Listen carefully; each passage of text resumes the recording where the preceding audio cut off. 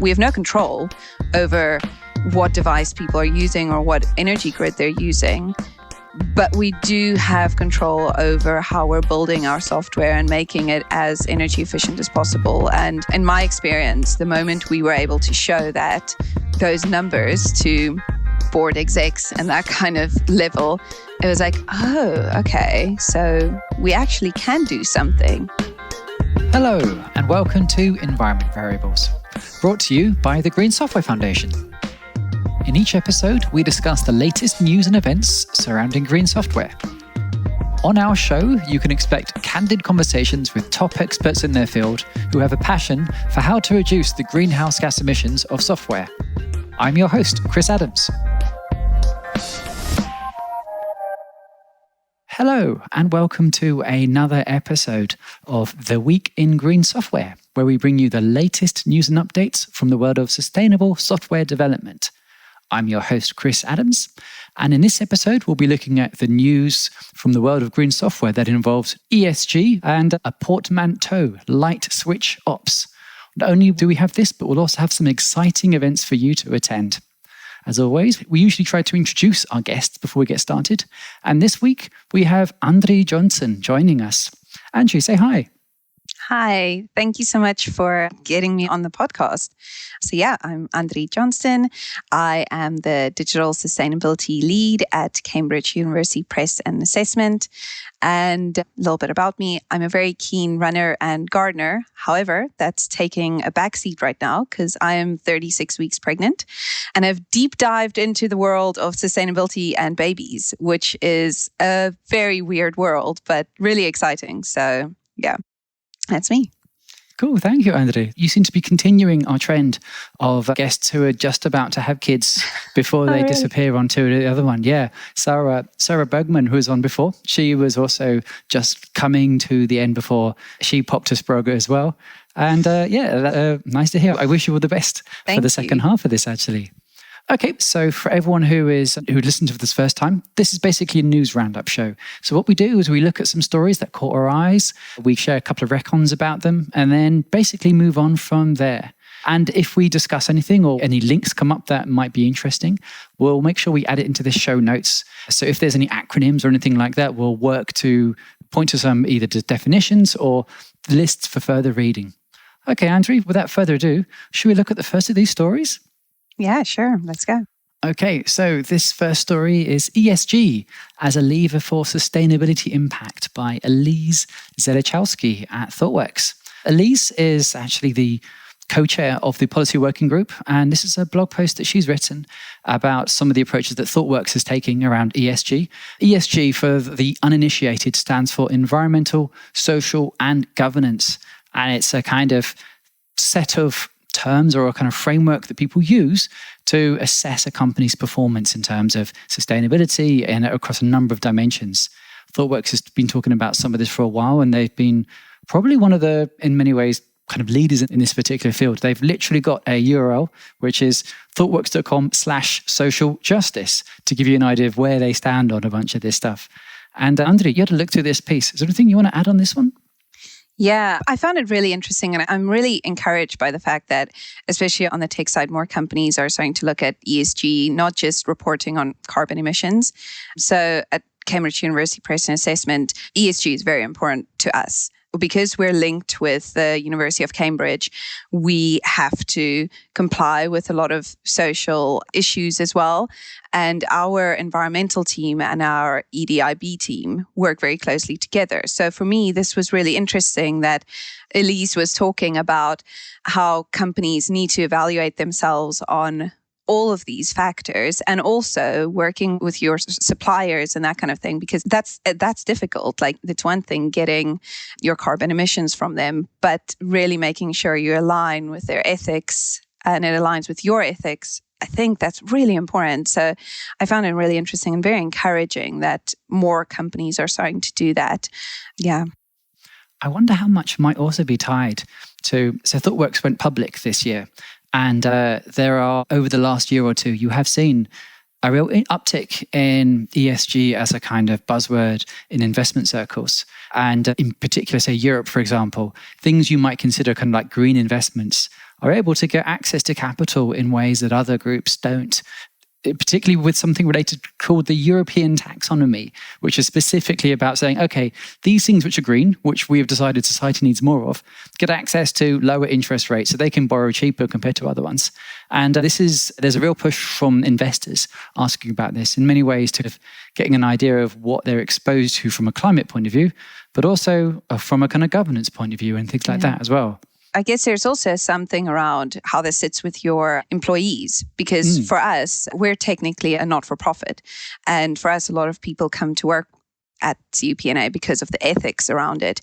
The university a couple of years had to divest because of connections with big oil companies. And for us, it's the same. Our internal colleagues will ask us questions. Who are we partnering with? What's their ethics? How does that align? So I guess there's both an investment part to it, but also thinking about your colleagues internally and how they feel about your sustainability as a whole. So using this as a measure. Yeah, this is definitely a thing. Actually, there's a few interesting kind of jump off points here that may be going outside the remit of green software, but might be of interest. I know in the UK, there's an organisation called Share Action that's been doing a bunch of really interesting work on employees and where their money's invested. Because a lot of the time, if you're working for a company that you feel that you believe in, or you want to be spending some time with, you'd like the money that's being put aside for you to also be doing things that you also believe in, rather than propping up fossil fuels or doing things like that, especially when the science is spelling out that we really need to not be involved in that as well. Okay. And there is also an organization called, I think, As You Sow. They've done some really interesting work with shareholder activism, specifically about putting shareholder resolutions to get large organizations to move more quickly on sustainability. There's some really fascinating work that they did with Microsoft, actually, to basically really push for more circular electronics. And what we'll do is we'll share a link specifically about how basically some engagement at a kind of shareholder level using the kind of shareholder resolutions mechanism was used to basically say, let's actually look at the environmental impact of, say, things like, say, Microsoft services lasting longer. And is that actually a net gain for us? And it turns out it was. It's a really nice and interesting story because it turns out there are lots of ways that you can push for things rather than just coding. And I think that's going to be the next thing we might touch on, actually, which is this story about using DIMPACT. So DIMPACT, or maybe you can help. How to pronounce this? I think we just say DIMPACT, but DIMPACT. It's digital impact. So it can be either, but DIMPACT. All right, okay, so this is using DIMPACT to calculate the carbon impact of digital publishing at Cambridge University Press and Assessment. This is a story about the use of DIMPACT, which is a model that was developed by a consortium of different organizations, largely to understand the environmental impact of basically digital services. And Andrew, just before we started the call, you were telling me a little bit about some of the origin stories of this and how some of this came about. And this is some of the work that you've been involved with, right? Yeah. DIMPACT was created by a consultancy company called Cornerstone, based in London, in conjunction with the University of Bristol and their computer engineering department. And it basically, the first kind of version of it came from the BBC, wanting to understand what the carbon footprint was of their online advertising. And from there, and the tool is built with each different company using different model. And for example, there's a digital publishing module, which we use, but there's also a video streaming module, which Netflix, for example, use. Last year, Netflix and the Carbon Trust with Cornerstone published a white paper on video streaming. And it was really interesting, debunking a lot of the myths around video streaming and where the majority of the carbon emissions lie. But the whole tool is based on the same kind of methodology. It's just different workflows depending on what type of business you're in, advertising, streaming, or publishing, like us. Yeah. I see. And you spoke about this idea that there's maybe one model that's been published that we're going to link to. This is open for people to look at, but the idea was that based on the particular use case, you might want to use a model slightly differently. So streaming might use a digital infrastructure in a different way to publishing, for example, because there's maybe a different environmental impact from watching something or streaming some files compared to dynamically generating a page every single time or something like that, right? Yeah, exactly. And I think what's fascinating and what I find really good about the tool is the granularity it can go into. So on a publishing side, we publish the majority of our content online. So all of our customers access our books, our journals, our textbooks online. But there's also a content production kind of side to it. And that's what I find really useful about the tool. It doesn't just look at the hosting and the accessing of your web page. It also looks at your entire workflow of your content production and storage, which I think is quite unique. And that's why we started using it, because it allowed us as publishers to look at our complete workflow from the start of producing your content for your book, for example, all the way through to someone accessing it online. So yeah, that it gives you a very good overview of your complete carbon footprint. Oh, wow. So that's quite a large boundary. So rather than just saying, well, I'm just going to look at the website, you're talking about, okay, if there's maybe another batch job or there's another whole editing subsystem, you're keeping that inside your kind of boundary, as it were, right? Exactly. All right. Okay. What we'll do, we'll share some links to some of the underlying assumptions and ideas behind how these models work. But there's one thing I also wanted to actually talk about, because there's another link inside this, was this idea of using some of these related tools to understand the environmental impact of virtual conferences as well as the publishing part. Yeah. Because we partnered with DIMPACT to do the publishing side. When I was doing the article that it will link to, it was a pilot project that we did in the academic division at CUPNA. And in the academic publishing world, conferences are huge. And we had a lot of people coming back and saying, no, we should go back to in-person conferences. But at the same time, a lot of pushback and saying, no, we should do it online for environmental reasons. So we actually really wanted to understand what the impact was of a virtual conference. So we partnered with DIMPACT again, and they were developing a module for virtual conferences. So similar to the publishing and the advertising module, they developed this module for virtual conferences. And we took a 2-day online conference with about 100 participants per session. We had 8 different sessions, and we had people from all over the world joining us. We had about 500 participants in total over the whole time. So it was quite big. And we actually found that over the 2 days, the conference emitted between 15 and 20 kilograms of CO2 for the entire conference. We would have had at least 70 to 100 people fly in from the US to the conference. It was just really fascinating to do that calculation and to see what the impact was, and was never to say in-person events are bad. It's just so you have the tools and you have the knowledge to be able to say, this is what the impact is of an online conference. For this specific conference, we made the choice to do it because of this. So yeah, I think it's great to have that knowledge. Okay, so in this scenario, streaming is not the new flying. Flying is still the new flying. All right. Flying is still the new flying, yeah. Okay, and what you said 15 to 20 kilos of CO2, right? Yeah. Okay, so if we assume, typically, this is a kind of common factoid that I've seen shared, and we'll share a link to. Typically, if you have a cappuccino or a cup of coffee, you're looking at maybe between 200 to 400 grams of CO2 just for that cup of coffee here. So basically, the coffee break for 100 people was roughly the same carbon footprint as the entire virtual conference. That's what the assumptions are, more or less in the same ballpark here. Okay, all right. That's a useful thing to bear in mind when we're looking at some of this then. Wow. Okay. Also, there's one thing I might share related to this, now that you've actually just spoke about this. There's a chap on Mastodon.energy, David Su. He's actually been sharing some really interesting work that's been happening at MIT about their approach with flying and basically the whole kind of idea of, okay, if I'm an academic or I'm involved in lots of conferences, where is the environmental impact? We'll share a link to that deck as well, because it's really fascinating.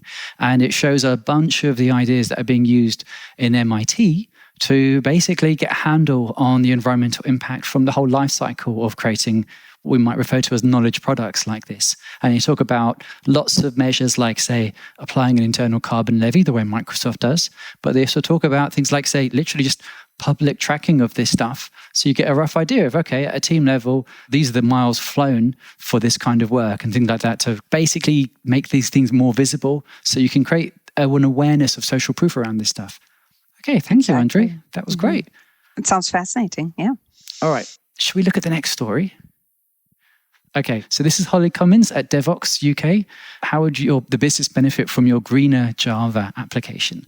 So we spoke about a talk by Holly Cummins at Red Hat about greener Java applications. And this is a talk that Holly was speaking about. And this is where this notion of light switch ops has come up. I think Holly's on a bit of a roll because she's come up with a bunch of really quite memorable terms like cloud zombies and things like that here.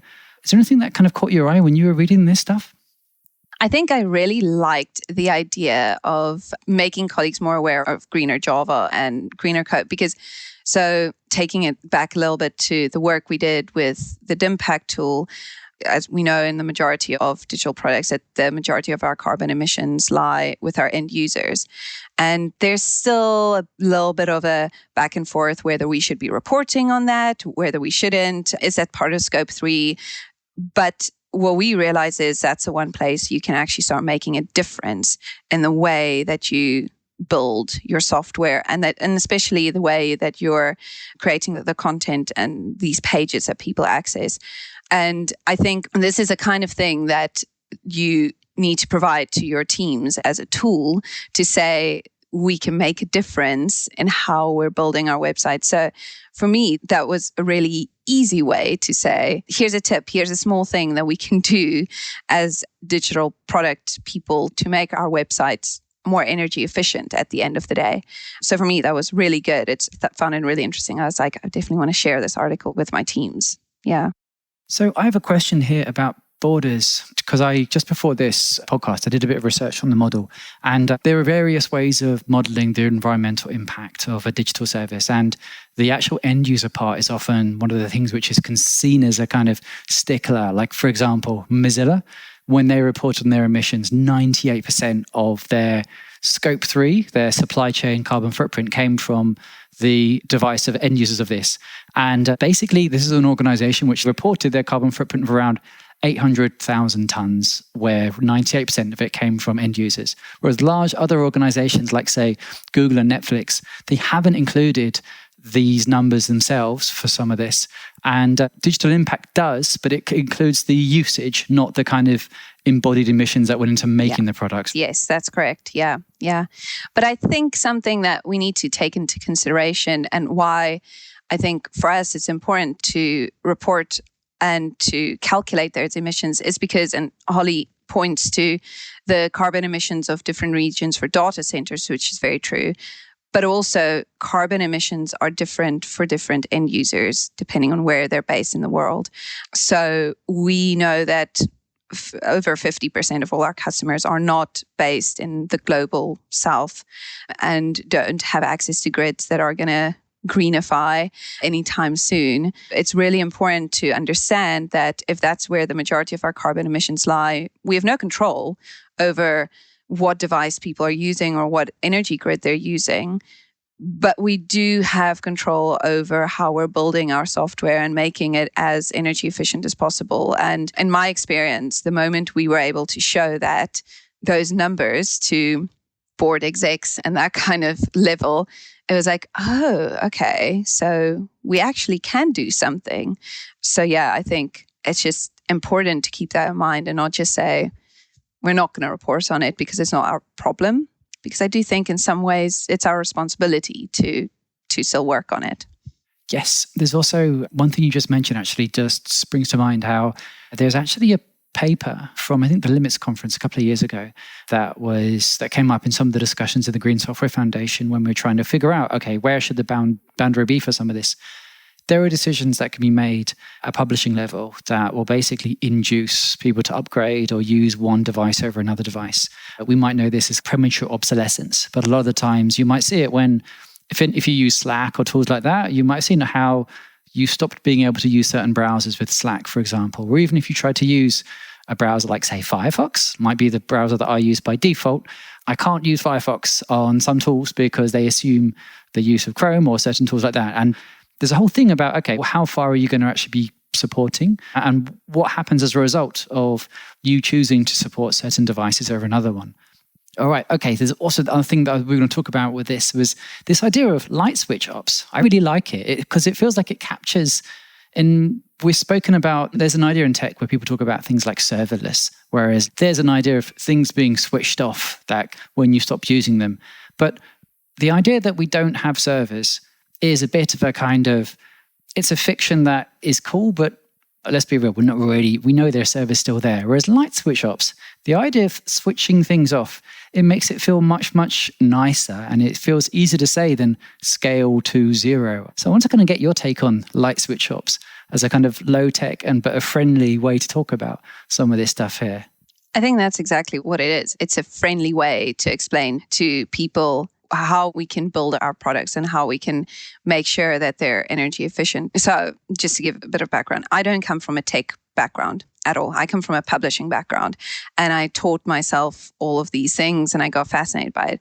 And it sometimes gets quite overwhelming when you're talking about, especially things like around cloud hosting and serverless, and it becomes very techy.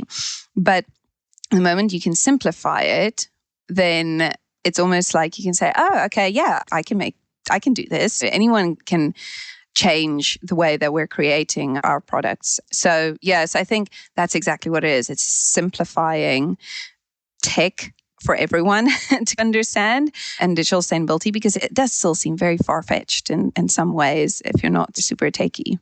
Yeah, I'm with you on this. Are you familiar with the baking forecast, by the way, Andri? No. Okay, the baking forecast is the way I talk about carbon intensity to people who are not really already really into this stuff. The baking forecast, I think it still is, a Twitter account that basically will tell you when the electricity is going to be particularly green in the UK.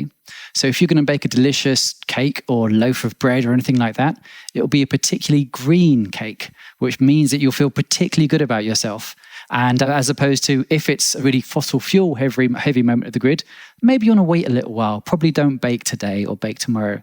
And they just provide little forecasts, just like we have the shipping forecast, which is a well-loved institution in the UK. You now have the baking forecast to communicate the idea of carbon intensity of electricity. And that seems to be pretty intuitive to a nation that is a fan of the Great British Bake Off or anything like that. It seems like a really nice way in to talk about something which is going to become more and more of a kind of staple or a constant. And as we move away from a kind of fossil fuel kind of based grid to something which is more in tune with the natural cycles and rhythms that we see of like sunlight and wind and things like that.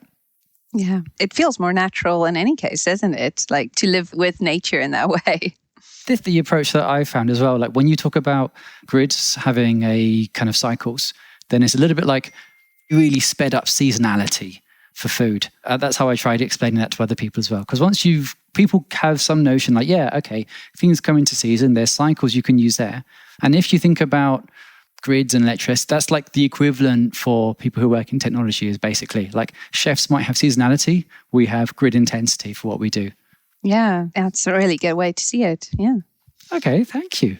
All right, should we look at some of the events here to see what we've got coming up? Yeah.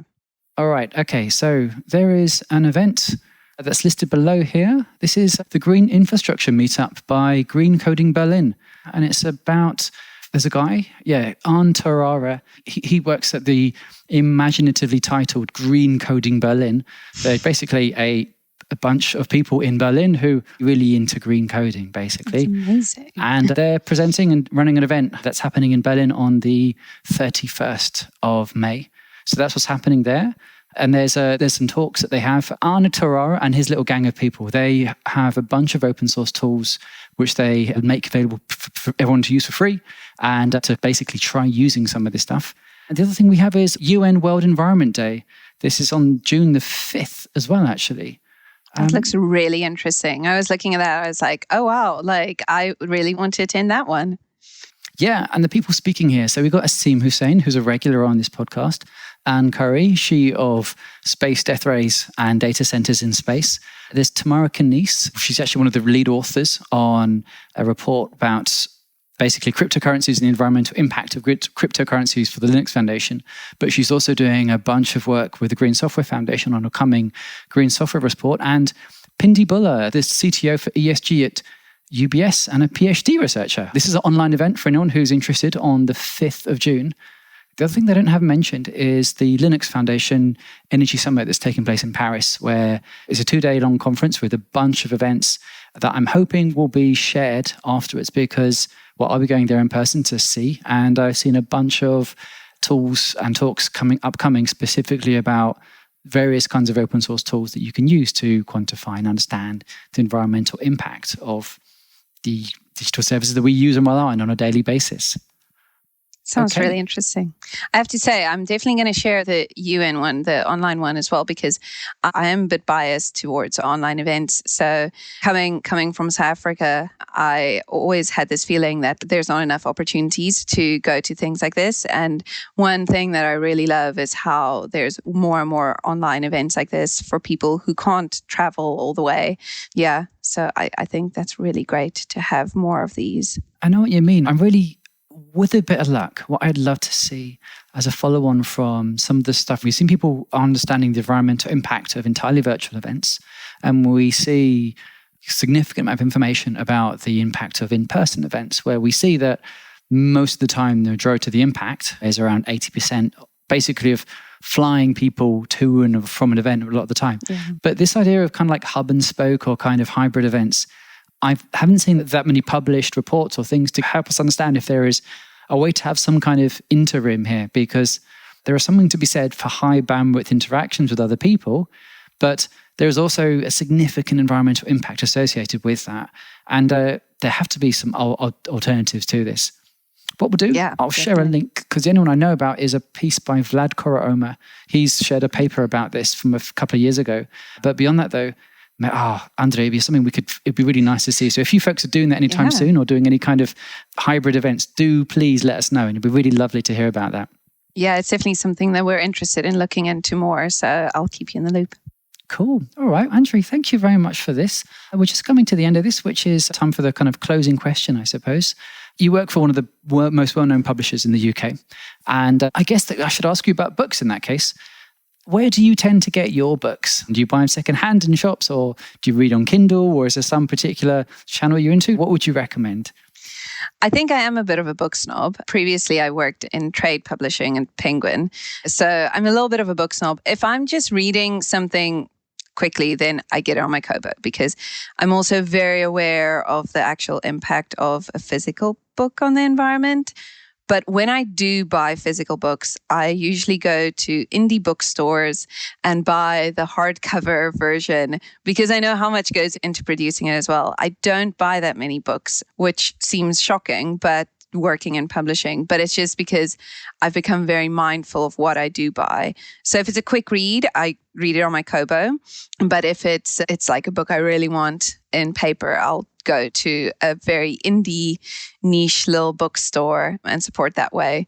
That being said, old secondhand bookstores that are very dusty are definitely one of my favorite places in the world. So yeah, I'm definitely a little bit of a book snob, but that's to be expected.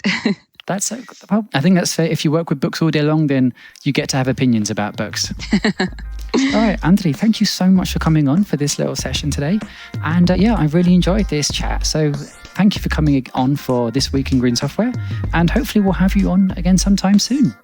Yeah, thank you so much for having me. It's really great. And thank you for the great podcast. I really enjoyed it and I always learn a lot. So thank you so much.